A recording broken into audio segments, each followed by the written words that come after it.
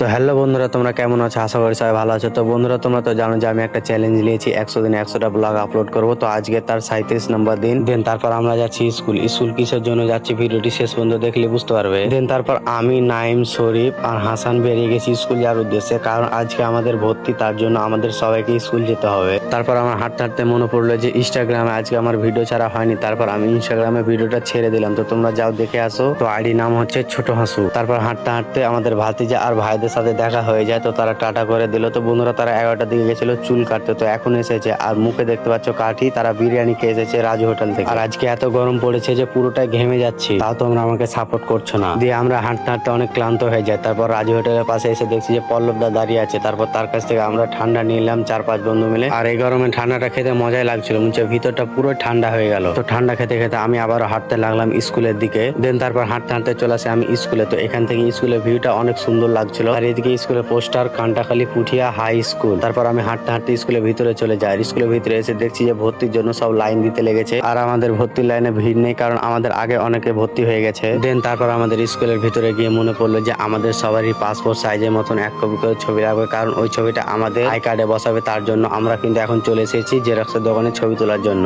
ছবি তোলা কমপ্লিট করার পর আমাদের কাছে একটা খবর আছে যে আজকার ভর্তি